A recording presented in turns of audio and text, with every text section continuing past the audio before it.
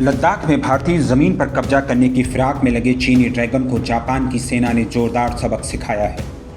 जापानी एयरफोर्स ने अपने एयर स्पेस में घुसे चीनी बमवर्षक विमान H-6 को मार भगाया। अभी कुछ दिन पहले ही जापान की नेवी ने चीन की एक सबमरीन को भागने के लिए मजबूर कर दिया था। चीनी पनडुब्बी गुपचुप तरीके से जापानी समुद्री क्षेत्र में जासूसी कर रही थी।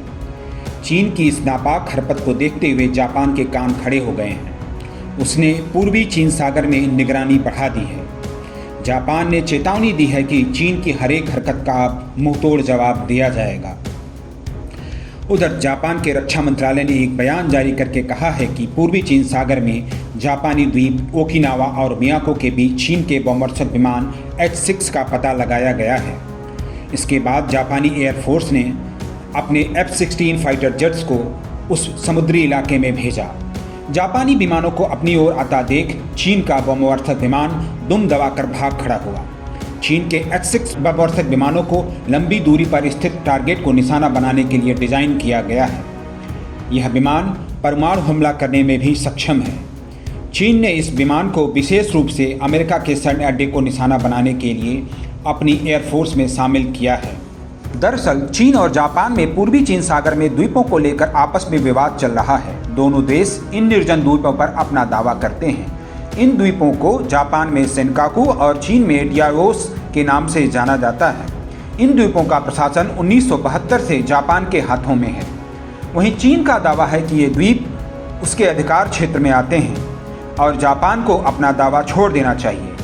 इतना ही नहीं, चीन की कम्युनिस्ट पार्टी तो इस पर अपने कब्जे के लिए सैन्य कार्रवाई की भी धमकी दे चुकी है। सेनकाकू द्वीपों की रखवाली वर्तमान समय में जापानी नौसेना करती है। ऐसी स्थिति में अगर चीन इन द्वीपों पर कब्जा करने की कोशिश करता है तो उसे जापान से युद्ध लड़ना होगा। हालांकि दुनिया में तीसरी सबसे बड़ी सैन्य ताकत चीन के लिए ऐसा करना आसान नहीं होगा। जापान और सुपर पावर अमेरिका में 1951 में सैन फ्रांसिस्को की संधि हुई थी। इस संधि के तहत जापान की रक्षा की जिम्मेदारी अमेरिका की है। इस संधि में यह बात साफ साफ लिखी है कि जापान पर हमला अमेरिका पर हमला माना जाएगा। इस कारण अगर चीन कभी भी जापान पर हमला करता है तो उसे अमेरिका से लड़ना होगा। अगर जापान के साथ अमेरिका ने मिलकर हमला कर दिया तो चीन के लिए अपने आप को बचाना बेहद मुश्किल होगा। यही नहीं, दुनिया में तीसरा विश्व युद्ध भी शुरू हो सकता है। पिछले हफ्ते भी चीनी सरकार के कई जहाज इस द्वीप के नजदीक पहुंच गए थे, जिसके बाद टकराव की आशंका भी बढ़ गई थी। इन द्वीपों के पास चीन की बढ़ती उपस्थिति के जवाब में जापान के मुख्य कैबिनेट सचिव योशिहिदे सुगा ने चेतावनी दी थी। उन्होंने कहा था कि सेनकाकू द्वीप हमारे नियंत्रण में है और निर्विवाद रूप से ऐतिहासिक और अंतर्राष्ट्रीय कानून के तहत हमारे हैं।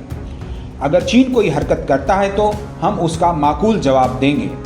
उधर जापान के जवाब में चीनी विदेश मंत्रालय ने कहा था कि डियाओस और उससे लगे हुए द्वीप चीन के अभिन्न अंग हैं। इस कारण हमारा यह अधिकार बनता है कि हम इन द्वीपों के पास पेट्रोलिंग करें और चीनी कानूनों को लागू करें। जापान और चीन के बीच बढ़ते विवाद से दुनिया में अब तीसरे विश्व युद्ध का खतरा मंडराने लगा है। नवभारत टाइम्स ऑनलाइन के लिए शैलेश शुक्ला और प्रियेश मिश्रा की रिपोर्ट।